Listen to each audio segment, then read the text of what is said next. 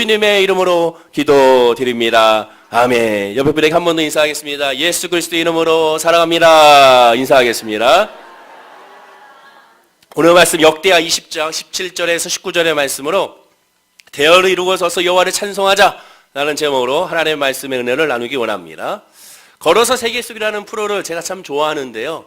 새벽 예배 마치면 6시부터 6시 50분까지 항상 KBS, ETV에서 나왔는데 언제부턴가 그것이 나오지 않아서 굉장히 섭섭합니다. 걸어서 세계 속이라는 프로가 끝난 것은 아닌가 생각이 들게 되죠. 그래서 케이블에서 가끔씩 틀어주는 것을 보면서 그래도 마음의 위로를 찾습니다. 마치 제가 여행을 가는 그런 느낌이 들거든요.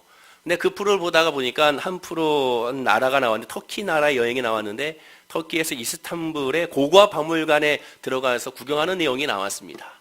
근데 거기에 이게 사진과 같이 이렇게 고고학 박물관이 마치 카페와 같이 아주 아름다운 그런 모습으로서 박물관이 전시되어 있는 것을 보게 됩니다. 내부도 그렇고 외부도 아주 이쁘게 여러 가지 전시물들을 또 해놓은 것을 우리 외부에서도 볼 수가 있게 되는 것이죠. 외부를 계속 얘기하면 외부가 그렇죠. 나오게 되는 것이죠. 이렇게 나왔습니다.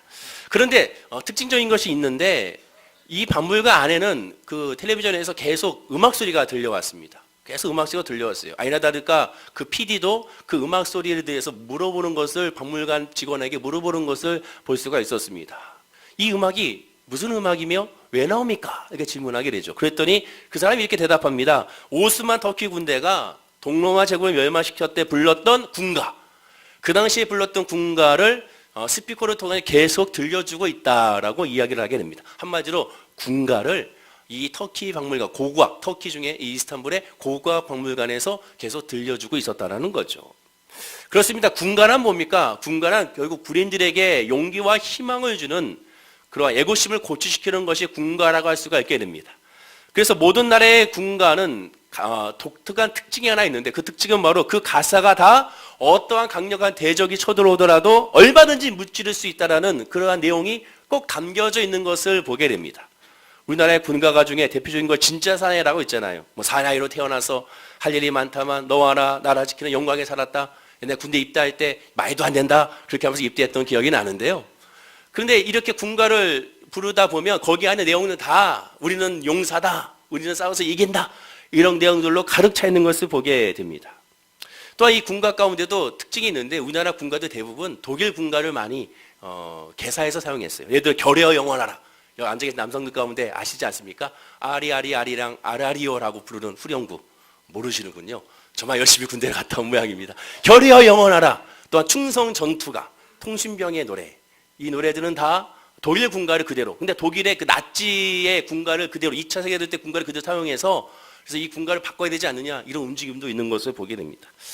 이 모든 군가는 결국 모든 용사로 하여금 한마디로 전쟁에 싸워서 담대하게 이길 수 있는 힘과 용기를 주는 것이 바로 군가라고 할 수가 있게 됩니다. 그런데 이스라엘의 군가는 일반적인 세상의 군가와는 완전히 다릅니다. 세상의 군가의 특징이 바로 군사들에 대한 용기와 희망과 그 다음에 두려움에서 이길 수 있는 그런 내용이라면 그러나 이스라엘의 군대는 전혀 다르다는 거죠. 두 가지가 다릅니다. 첫 번째 다른 것은 가사의 내용이 달라요. 적군에게 겁먹지 말고 힘을 내라는 그런 내용은 하나도 찾아볼 수가 없습니다. 오늘 본문을 보십시오. 역대하 20장에 보면 여호사밧 왕 때 모압과 암몬 연합군이 유다를 침공해 왔습니다. 연합군이 침공해 왔으니 얼마나 많은 군사들이 침공해 왔겠습니까? 당연히 일반적인 왕이라면 상식적인 왕이라면 침략했다라는 말을 듣는 순간 그 보고를 듣는 순간 전 지역에 진직력을 선포하여 모든 남자들 하여금 무장하게 해서 군사를 재편 정렬함으로 말미암아 싸울 준비 태세를 갖춰야 되는 겁니다. 그리고 그것을 소집했을 때 당연히 군가를 부르면서 서로 간에 애국심을 고취시키게 되죠. 우리가 입대했을 때, 논산에 제가 입대했을 때 입대 들어가는 그 순간부터 계속 끝날 때까지 군가가 계속 나왔던 것이 기억이 납니다. 왜 그렇습니까? 바로 군인의 그런 용맹과 희망을 주고자 하는 그런 내용이 거기 있다는 것이죠. 그런데 오늘 본문에 보면 여호사밧 왕과 이스라엘 백성들은 전혀 그런 모습을 갖지 않았습니다. 군사를 소집하지 않았습니다. 오히려 적군의 이세와 적군의 규모와 적군의 병장기를 보고 그들은 두려워했습니다. 왕이 두려워했습니다. 백성들이 두려워했습니다. 자기들 군대는 감당할 길이 없다고 그들은 겁에 질려 있었습니다. 역대하 20장 3절인데요. 우리 다 함께 한번 읽어보겠습니다. 여호사밧이 두려워하여 여호와께로 낯을 향하여 간구하고 온 유다 백성에게 금식을 공포하라. 금식하라 공포하매. 이들은 할 수 있는 것은 하나밖에 없었습니다. 그래서 4절에 이렇게 말하죠. 두려워 떨고 있으면서 유다 사람이 여호와께 도우심을 구하려 하여 유다 모든 성읍에서 모여와서 여호와께 간구하더라. 지금 해야 될 것은 군사를 빨리 소집해서 재정비해서 싸울 수 있도록 전략과 전술을 펼쳐야 되는 것이 일반적인 상식이라고 말씀을 드렸습니다. 그런데 지금 이들은 뭐하고 있느냐? 모이긴 모였어요. 모이긴 모였는데 뭐하느냐? 모여서 전략과 전술을 짜는 것이 아니라 여호와 하나님께 간구하고 있음을 우리가 보게 됩니다. 역대하 20장 12절에 이렇게 말합니다. 우리 다 함께 읽어보겠습니다. 우리 하나님이여 그들을 징벌하지 아니하시나이까? 우리를 치러 오는 이 큰 무리를 우리가 대적할 능력이 없고 어떻게 할 줄도 알지 못하고 오직 주만 바라보나이다. 주만 바라본다고 모여가지고 자 어떻게 싸울까? 어떤 장군을 통하여 또 무엇으로 어떤 병장기로 어떤 전술로 싸워야 될 것인가 이런 것을 논의하는 것이 아니라 모여가지고 다 여호와 하나님께만 기도하고 간구하고 있는 것을 보게 됩니다. 다른 일반적인 나라와는 달리 이스라엘 백성들의 군가는 오직 하나님께 울부짖는 기도, 하나님께 호소하고 있는 호소, 그리고 눈물, 이것이 그들의 유일한 군가라면 군가라고 할 수가 있었다는 겁니다. 아니 실제로 그 어떤 군가도 필요가 없었습니다. 이스라엘의 군가의 가사도 무기나 군대의 힘을 빌려서 그들의 용맹과 그들의 용사로서의 두려워하지 않는 모습으로서 인간의 그러한 의욕을 일깨워서 담대히 나가서 싸우자 싸우자 싸우자 구호를 외치는 것은 아니었습니다. 오직 하나님을 향한 믿음의 기도밖에 없었음을 보게 되는 겁니다. 그런데 놀랍게도 이렇게 그들이 모여가지고 전략과 전술을 짜는 것이 아니라 여호와 하나님께 기도하고 간구했더니 그 이후에 기도의 군가를 불렀더니 그들의 모습이 완전히 달라졌습니다. 역대하 20장 15절과 17절인데요. 역시 좀 길지만 다 함께 읽어보겠습니다. 야할시엘이 이르되 온 유다와 예루살렘 주민과 여호사밧 왕이여 들을지어라. 여호와께서 이같이 너에게 말씀하시기를 너희는 이 큰 무리로 말미암아 두려워하거나 놀라지 말라. 이 전쟁은 너에게 속한 것이 아니요 하나님께 속한 것이니라. 내일 너희는 그들에게로 내려가라. 그들이 시스고개로 올라갈 때에 너희가 골짜기 여기 여류의 들 앞에서 그들을 만나려니와 이 전쟁에는 너희가 싸울 것이 없나니 대열을 이루고 서서 너희와 함께한 여호와가 구원하는 것을 보라. 유다와 예루살렘아 너희는 두려워하지 말며 놀라지 말고 내일 그들을 맞서 나가라. 여호와가 너희와 함께하리라 하셨느니라. 반복적인 구절들이 있습니다. 구약 성경에 반복적인 구절을 주목하셔야 한다고 말씀을 드렸어요. 뭡니까? 이 싸움은 너에게 속한 것이 아니다. 이 싸움은 너에게 속한 것이 아니다. 이것이 반복적으로 나오고 있는 것을 보게 됩니다. 이스라엘 백성들의 두려움은 하나님께 맡겨졌습니다. 그들의 싸움은 이제 하나님의 싸움이 됐습니다. 하나님께서 이끄시고 하나님께 역사하신다고 말씀하게 되는 것입니다. 그리고 그 말씀에 힘입어 그들은 전쟁터에 그 다음날 아침 일찍이 전쟁터에 나가게 됩니다. 여호와 하나님이 주신 약속의 말씀을 붙들고 나가게 됩니다. 그러면 어떠한 모습으로 나갔을까요? 본문 20절과 21절입니다.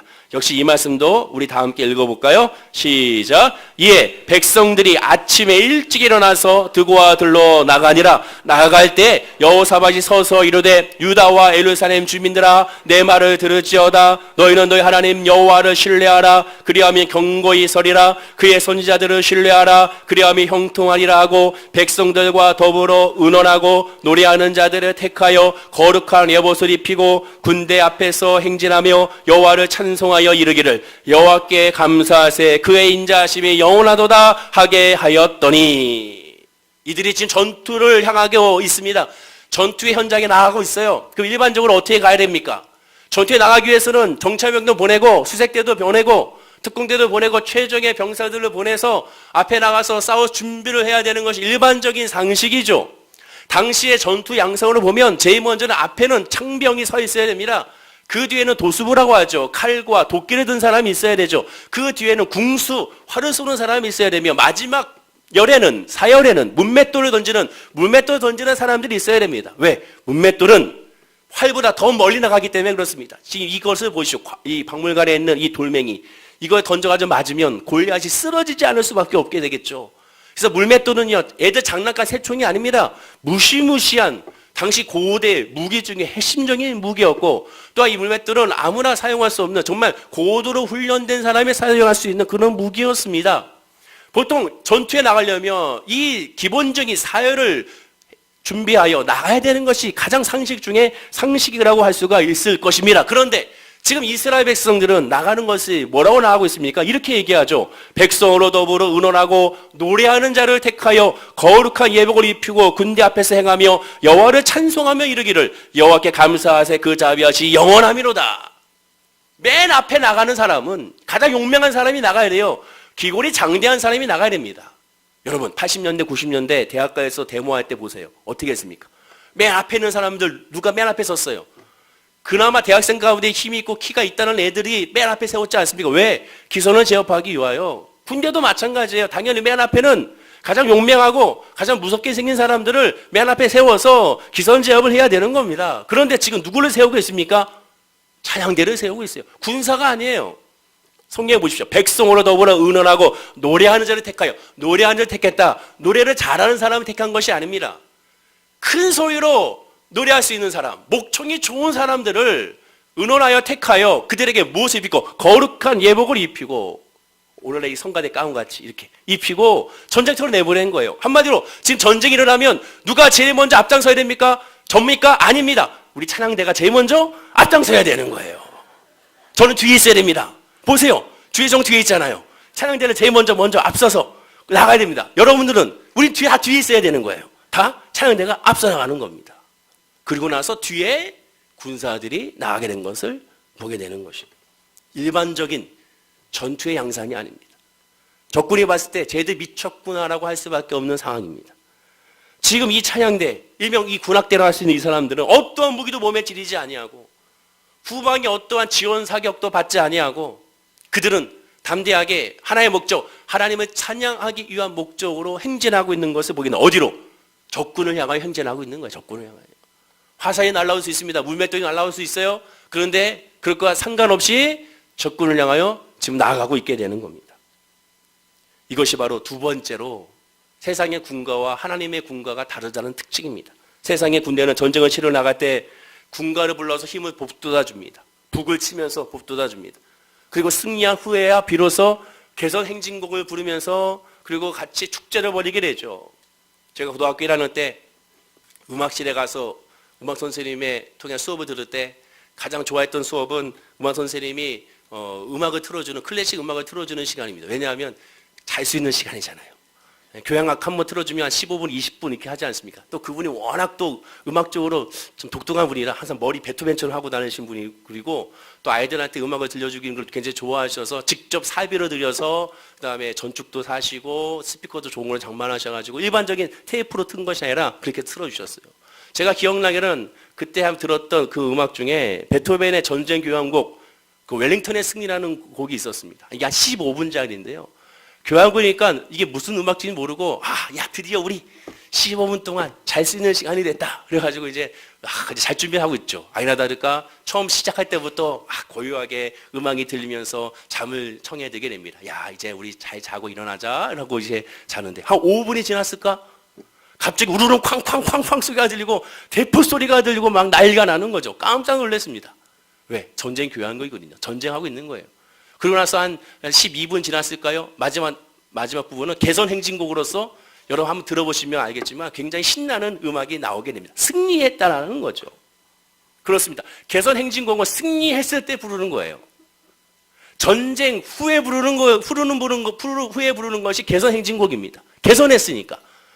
근데 지금 하나님은요, 이스라엘 백성들에게 하신 것이 뭡니까? 이 개선 행진곡을 이미 전쟁 앞에 하고 있어요.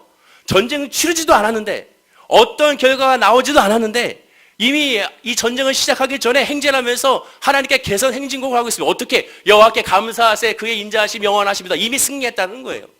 이미 우리 이겼다는 거예요. 이미 우리는 승리했고 이미 우리는 복을 받았다고 그들이 지금 외치고 있는 것을 보게 되는 겁니다. 역시 일반적이지가 않습니다. 그런데 놀랍게도 성경에는 이와 같은 경우가 또 있습니다. 이스라엘 백성들이 가나안 땅에 전투를 하기 전의 일이었습니다. 하나님 이스라엘 백성들에게 2번에 걸쳐서 인구 조사를 시켰어요. 왜 시켰느냐? 이유는 2가지입니다. 첫째는 전쟁에 나갈 병사들이 몇 명인지를 숫자를 파악하기 위하여. 두 번째는 땅을 분배할 준비를 하기 위하여 각 지파마다 몇 명씩이 있는지를 파악하여 그들에게 땅을 그 숫자에 맞게끔 분배해 주기 원해서 그렇게 하신 겁니다.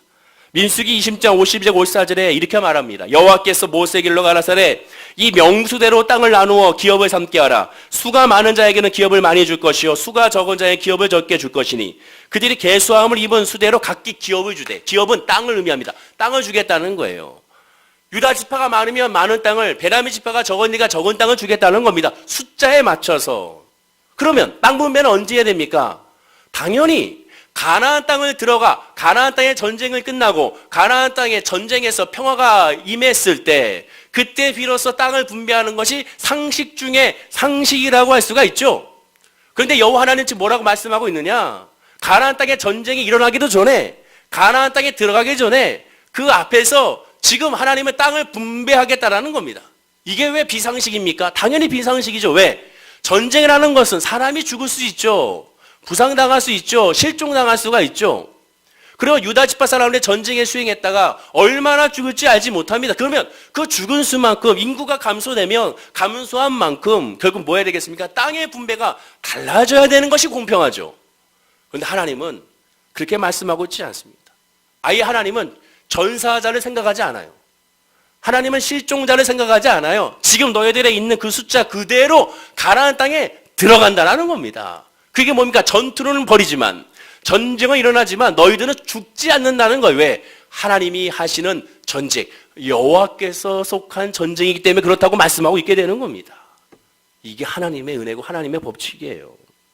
비유컨대 떡줄 사람은 생각도 하지 않는데 미리 김칫국부터 마시는 것이 바로 이스라엘 백성들의 모습입니다. 믿음이나 이거와 같아요. 믿음이나 이미 받은 줄로 믿는 겁니다.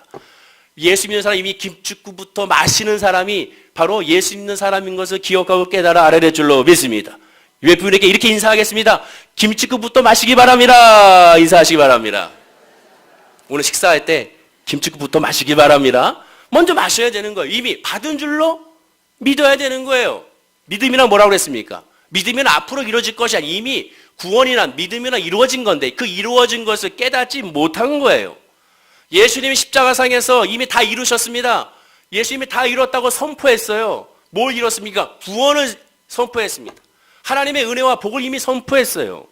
그런데 우리가 알지 못하는 거예요. 깨닫지 못하는 거예요. 아, 내가 이미 구원받는 존재구나. 이미 내가 복받는 존재구나. 하나님 나에게 복을 주십시오. 나에게 복을 주십시오. 하나님 말씀합니다. 이미 내게 너 다 줬는데 왜 깨닫지 못하느냐? 그 깨닫기 위하여 우리가 성령의 충만함을 받아야 되는 겁니다.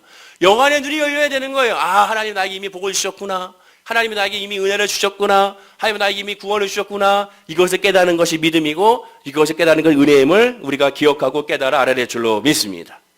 땅을 빼앗기도 전에 나눌 계획부터 세우시는 분이 야훼 하나님입니다. 여러분 그러므로 기도하기 전에 받은 줄로 믿으시고 모든 것에 감사함을 아뢰는 우리 성도님에게는 간절히 축원을 드립니다. 하나님이 하나님의 사랑하는 백성을 이끄시는 방식이 바로 이와 같습니다. 그래서 오늘 본문의 이스라엘 백성들이 하나님 앞에 여호와께 감사하세라고 찬양했지, 여호와 하나님이여 우리를 구해주세요, 여호와 하나님이여 우리를 저 적군에서 이기게 해주세요, 이렇게 기도하지 않았습니다. 여호와 하나님께 감사하세요. 이미 감사로 끝났어요. 이미 감사로 결론을 내려버렸어요. 이미 감사로 막 영광을 올리고 있는 것을 보게 됩니다. 언제? 전쟁을 시작하기도 전에. 예수 믿는 사람은 이와 같아야 되는 겁니다. 이스라엘 군대의 군가는 여호와께 드리는 기도와 찬송을, 이것이 시작이자 끝이 되고야 만 것을 보게 되는 겁니다. 그 오늘날은 우리는 어떻게 될까요? 오늘날 성도도 마찬가지입니다. 우리가 불러야 될 군가는, 우리가 불러야 될 찬양은 바로 이와 같아야 되는 거예요. 그런데도 불구하고 이러한 군가와 이러한 찬양을 자기로부터 시작하면 안 됩니다. 내가 믿음 생활 잘해야지, 내가 기도 열심히 해야지, 내가 봉사 열심히 해야지, 안 돼요. 거기에 내가가 들어가는 순간 무너지게 되어 있습니다. 자기 체면의 신앙, 무서운 신앙이에요. 그 신앙은 무너지게 되어 있어요. 한풀이의 신앙, 이것도 아주 무서운 겁니다. 진짜 신앙은 되어지는 신앙입니다. 믿어지는 신앙이에요. 이루어지는 신앙입니다. 즉 진짜 믿음, 하나님의 믿음이라는 것은 우리의 눈으로 봤을 때 절대로 이루어지지 않아요. 현실적으로는 확실히 이루어지지 않아요. 그런데 믿어지는 거예요. 응답이 이루어지지 않은 것 같아요. 그러나 응답이 된 것으로 믿어지는 거예요. 내 마음이 절대 평안하지 않아요. 근데 이상하게 평안해지는 거예요. 이것이 믿음이고 이것이 하나님의 역사입니다. 그래서 인간의 이성으로 세상의 지혜로는 이해할 수도 없고 알아갈 수도 없고 결코 그걸 누릴 수가 없는 거예요. 하나님의 지혜가 아니면 그래서 안 되는 겁니다. 힘들면 힘든 대로, 무서우면 무서운 대로, 도저히 감당할 수 없다고 하나님께 부르짖고 나아갈 때 하나님께서는 그 마음에 믿음이라는 것을 주십니다. 근데 그 믿음이라는 것도 당장 문제와 아픔과 상처를 해결해 주는 것이 하나님의 믿음이 아닙니다. 여러분, 성경을 보세요. 하나님의 믿음, 하나님의 응답은 그 문제 환경에 대한 응답이기 전에 하나님을 바라보는 믿음입니다. 오늘 우리 안실사님이 대표기도 하셨을 때 나온 기도의 내용과 같이 하나님의 믿음으로 담대하는 거예요. 즉 믿음의 대상을 우리는 계속 잘못 생각하고 있어요. 믿음의 대상을, 질병이 있으면 질병을 바라보고 나서 믿음의 대상으로 삼으면 안 됩니다. 하나님, 내가 이 질병을 이길 수 있는 믿음을 주십시오. 믿음의 대상에 질병이 되고야 말았어요. 사업이 되고야 말았어요. 가정이 되고야 말았어요. 믿음의 대상이 잘못된 거예요. 여호수아 1장에 하나님께서 너는 강하고 담대하라 말씀하신 이유가 뭡니까? 그것은 앞으로 가나안 전투에 앞서서 가나안족 속에 싸워서 이길 수 있는 믿음의 담대함을 주겠다는 의미가 아닙니다. 가나안 땅에 들어가서도 하나님을 향한 믿음을 간직하라는 거예요. 즉 믿음의 대상이 이 세상의 문제와 아픔과 상처와 질병이 아니라 그 믿음의 대상은 오직 여호와 하나님을 향한 믿음의 대상이라는 겁니다. 그 믿음에서 잊어버리지 말라고, 그 믿음에서 굳건해지라고, 그 믿음을 강하고 담대하게 여호와 하나님만 바라보라고 말씀하고 있게 되는 겁니다. 믿음의 대상을, 그 환경을 바라보게 되면 그 환경이 끝나고 나면 또 다른 환경이 부딪혔을 때 또 흔들리게 돼요. 그러나 믿음의 대상을 여호와 하나님께 두게 되면 어떠한 상황이 다가오고 어떠한 어려움이 다가오고 어떠한 고통이 다가와도 결코 흔들리지 아니하게 되는 겁니다. 제자들을 보세요. 예수님의 제자들. 그들은 늘 흔들렸어요. 그러나 그들의 오순절을 막아 따라가면서 성령의 충만을 받았을 때 그들은 더 이상 흔들리지 않았습니다. 더 중요한 것은 그들의 기도가 뭐였습니까? 아버지 하나님, 내가 이 복음을 전할 때 태형받지 않게 해주세요. 내가 이 복음을 전할 때 감옥에 들어가지 않게 해주세요. 내가 이 복음을 전할 때 아프지 않게 해주세요. 이런 기도 단 하나도 성경에 찾아볼 수가 없습니다. 여러분 한번 찾으면 저한테 알려주십시오. 찾아볼 수가 없어요. 그들의 기도의 핵심 뭡니까? 그죠? 복음을 전하게 해달라는 겁니다. 주님의 은혜만 드러나게 해달라는 거예요. 사도 바울이 내 은혜의 가시가 있습니다. 하나님 날 낳게 해주세요. 세 번 구했더니 내 은혜가 내게 족하도다. 그 위로는 그도 구하지 않았습니다. 하나님만 구했어요. 믿음이 난 하나님을 붙잡는 거고, 하나님께서는 우리에게 주시는 그 믿음의 역사는 문제 해결의 역사 이전에 하나님만 붙잡는 역사, 그것이 복음이고 그것이 은혜임을 기억하고 깨달아야 될 줄로 믿습니다. 그런데 우리 인간이잖아요. 연약하잖아요. 그래서 늘 흔들릴 수밖에 없어요. 여호와께 감사하세. 감사가 우리 힘으로 나옵니까? 안 돼요. 어저께 내가 성령에 충만했다 하더라도 오늘 아침에 또 감사가 나오냐? 그럴 수가 없습니다. 저도 마찬가지고 다 마찬가지. 어느 누구나 인간이면 마찬가지예요.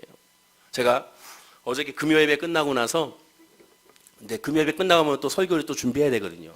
새벽 예배, 수요 예배, 금요 예배, 주일날 또 예배, 오전 예배, 오후 예배, 성경학교도 있고 구역장 또 모임도 있고 하다 보니까 미리미리 조금씩 준비해 놓으면 안 됩니다.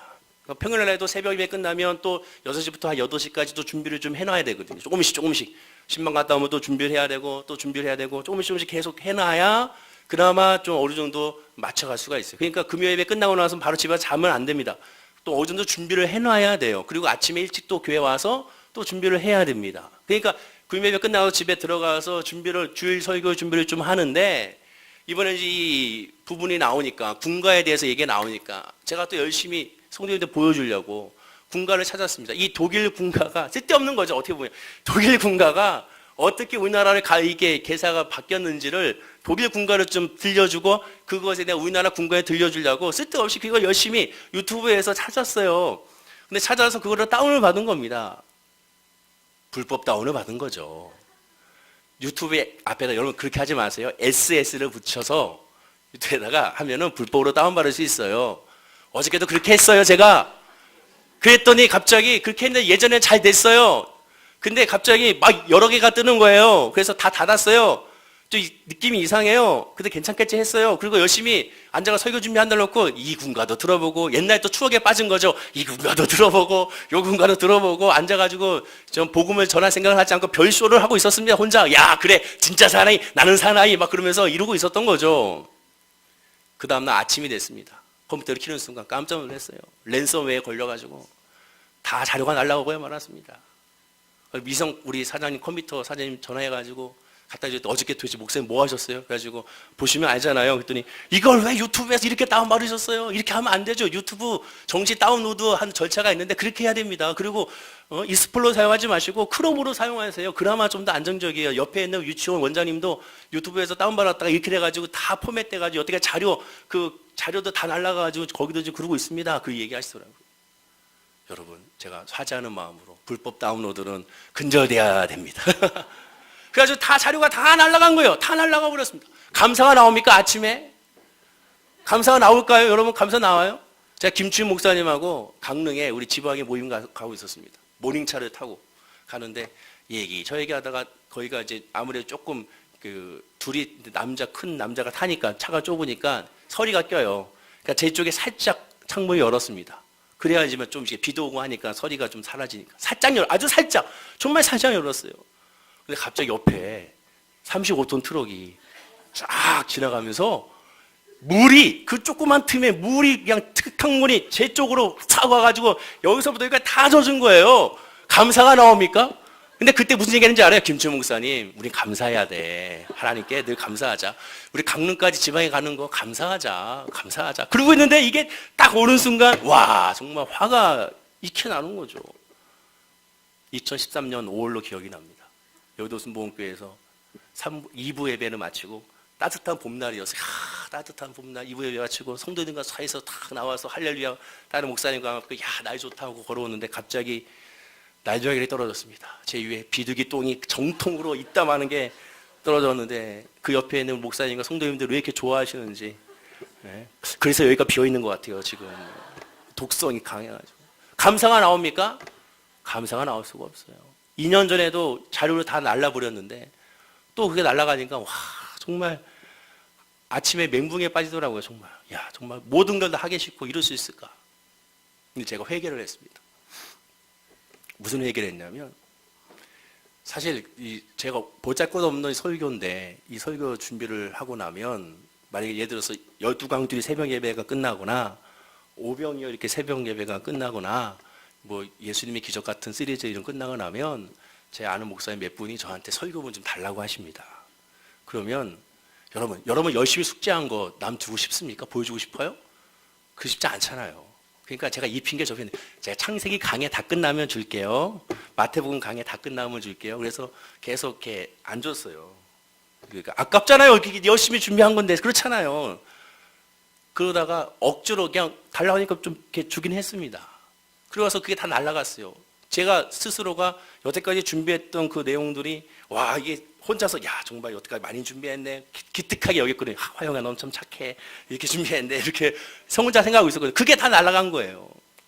그래서 그때 생각을 했습니다. 내가 하나님께서 은혜로 주신 것을 가지고 내가 교만했구나 이 생각이 들었어요.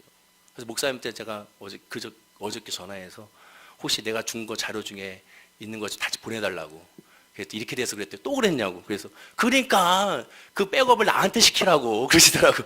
그러면 이런 일이 안 생기잖아 그러시더라고요. 여러분 뇌성마비의 백신을 개발한 사람이 누군지 아십니까? 조너스 소크라는 미국의 의학 박사가 뇌성마비를 1952년도에 개발해서 1955년 4월 12일부터 시판을 시작했습니다. 뇌성마비 백신이 생기기 전에는 많은 아이들이 죽음을 당했어요. 근데 그 뇌성마비 백신이 생기면서 이제 많은 아이들이 죽음에 이르지 않게 됐습니다. 근데 뇌성마비 그 백신을 만들었으니 바로 기자들이 달려와서 바로 이 박사한테 물어봤어요. 특허를 어떻게 하실 겁니까? 얼마에 설정하실 것입니까? 그러자 이 박사가 뭐라고 하는지 아십니까? 저 태양도 특허가 있습니까? 사람을 살리는 이 뇌성마비 백신에 특허를 줄 수 있습니까? 그 얘기를 하는 겁니다. 제가 이 글을 봤어요. 이게 하나님께서 저에게 주시는 것 같습니다. 야, 네가 설교 준비한 거냐? 네 그 보잘것없는 설교 준비가 그렇게 대단하냐? 혹시라도 그 말씀 하나로 다른 사람이 혹시라도 거기서 예수를 만난다면 그 생명을 살리는 것이 아니냐? 이것이 네 거냐? 이거 네가 한 거냐? 나의 지혜로 된 것이 아니냐? 그 마음을 딱 마음껏 주시더라고요. 그렇구나. 교만했구나. 그래서 그때부터 다시 감사가 나오게 됐습니다. 그러나 감사가 나오지만 다시는 이런 일이 생기지 않도록 불법 다운로드는 이제 하지 않기로 작정하게 된 것이죠. 그렇습니다. 은혜는 하나님으로 말미암아 값없이 주어지는 거예요. 그것을 가지고 내가 했느리 하는 그 순간 교만에 빠지게 되고 결국에는 무너질 수밖에 없게 되는 겁니다. 오늘 본문을 보십시오. 하나님께서 역사하셨다고 말해요. 하나님께서 이기신다고 말씀합니다. 역대하 20장 22절과 23절 말씀 우리 다 함께 읽어보겠습니다. 자, 시작. 그 노래와 찬송이 시작될 때 여호와께서 복병을 두어 유다를 치려온 암몬 자손과 모압과 세일산 주민들을 치게 하심으로 그들이 패하였으니 곧 암몬과 모압 자손이 일어나 세일산 주민들을 쳐서 진멸하고 세일 주민들을 멸한 후에는 그들이 서로 쳐 죽였더라. 여기 보세요. 그 노래와 찬송이 시작될 때 성가대를 조직하여 찬송이 시작하여 전투의 지역으로 가고 있을 때 여호와께서 복병을 두어 하나님께서 그들을 다 물리쳤다고 말씀하게 됩니다. 놀라운 것은, 재밌는 것은 하나님께서 물리쳤을 때 뭐 천둥과 번개를 내려서 그들을 진멸한 것이 아니라 연병을 내려서 그들을 물리친 것이 아니라 사단이 가장 좋아하는 수법이 뭡니까? 이간질과 거짓이잖아요. 이간질과 거짓, 그들이 좋아하는 그들의 수법으로 하나님 그들을 무너뜨렸습니다. 성경에 말하자면 자기들끼리 서로 죽이고 자기들끼리 서로 의심하여 동맹이 깨지고 연합이 깨져서 스스로가 자멸하게 마음으로 말미암아 이 전쟁을 이기게 하신 것을 보게 되는 겁니다. 하나님만 바라보게 되면 하나님께서 역사하시고 하나님께서 인도해 주신다는 것이죠. 다윗을 보십시오. 자기 힘으로는 아예 게임이 안 되는 골리앗과 나가 싸울 때 그는 하나님만 의지했습니다. 어떻게? 사무엘상 17장 26절이죠. 우리 다 함께 한번 읽어보겠습니다. 시작. 이 할례 없는 블레셋 사람이 누구간데 사실은 하나님의 군대를 모욕하겠느냐? 하나님 믿지 않는 저 사람이 하나님 믿는 하나님의 사람을 어찌 모욕할 수 있으랴? 담대하게 나간 것을 보게 되는 겁니다. 우리도 이와 같은 믿음의 모습이 있어야 됩니다. 이미 우리는 축포를 터뜨려야 되는 거예요. 예수 안에서 이미 난 잘 된다. 예수 안에서 이미 승리했다. 예수 안에서 이미 치료받았다. 이렇게 해야 됩니다. 근데 주변에 보면 질병을 선포하고 치료해야 되는데 질병을 인정하고 환영하고 모셔드리는 분들이 있어요. 아이고 아파, 또 아파, 또 아파. 내일도 아플 거예요. 모레도 아플 거예요. 이 약 먹어도 다음에 또 아플 거예요. 이미 본인이 그렇게 결정하면 어떡합니까? 아픈 거를 환영하면 안 돼요. 예수 이름으로 하면 이 약을 먹고 낫는다. 또한 치술로 통해 낫는다. 그 예수 이름으로 선포하는 사람이 돼야지. 그렇지 않고 그것을 인정하면 안 되는 겁니다. 자, 마지막으로 역대하 20장 13절 말씀 읽고 마치겠습니다. 자, 시작. 유다 모든 사람이 그들의 아내와 자녀와 어린이와 더불어 여호와 앞에 섰더라. 혼자 한 것이 아닙니다. 보십시오. 아내와 자녀와 어린아이와 더불어 다 같이 대열을 이루어 여호와를 함께 찬양했습니다. 예수 안에 있다면 혼자 믿으시면 안 돼요. 가족이 다 함께 예수 안에 있어야 하나님의 은혜와 소망이 이루어지게 됩니다. 여호사 왕 한 사람으로 말미암아 그 나라가 부강해진 것이 아닙니다. 이스라엘의 온 백성이 하나가 되어 여호와 하나님을 바라볼 때 하나님의 역사가 이루어지게 됩니다. 가정이 하나 될 때, 우리 교회가 하나가 될 때, 나라와 민족 하나 될 때 하나님께서는 역사하심을 깨달아 알 수가 있게 되는 겁니다. 사랑하는 성도님들, 어떤 문제, 어떤 어려움과 어떤 아픔이 있다 하더라도 하나님을 바라보고 선포하시기 바랍니다. 이미 응답됐음을 선포하고 이미 치료받았음을 선포하고 이미 소망이 있음을 선포하시기 바랍니다. 그리고 동시에 믿지 않는 가족을 위해 기도할 때 믿음으로 선포하시기 바랍니다. 그럼 반드시 하나님께서 크고 비밀하게 누가 이렇게 승리할 줄 알았겠습니까? 누가 이렇게 이간질시켜서 그들 스스로가 죽일 줄 누가 알았겠습니까? 하나님만의 방법이 있어요. 하나님만의 때가 있어요. 하나님만의 역사가 있어요. 우리는 알지 못하지만 반드시 있습니다. 그렇기 때문에 그 하나님을 바라보고 예배하는 우리 성도님 되기를 간절히 축원을 드립니다. 기도하겠습니다. 아버지 하나님 감사합니다. 사랑 우리 성도님들에게 믿음과 은혜와 소망을 부어 주시옵소서. 하나님의 말씀으로 기뻐하고 하나님의 말씀으로 찬양하고 하나님의 말씀으로 은혜 안에 거하는 주의 백성들이 되게 하여 주시옵소서. 어떠한 상황에서도 미리 선포하길 원합니다. 여호와께 감사하세. 그의 인자하심이 아버지여 선하고 그의 인자하심이 무궁함을 고백하는 우리 성도님들의 믿음의 고백이 되게 하여 주셔서 비록 지금은 눈으로 봤을 때는 희망과 삶의 모습이 없을지라도 믿음의 눈으로 바라보게 되면 희망이 보이고 응답이 보이고 치료함이 보이고 열매가 보이고 기쁨이 보이고 감사가 보이고 찬송이 보이는 우리 모든 성도님들이 되게 하여 주옵소서. 감사드리며 예수님의 이름으로 기도드립니다. 아멘.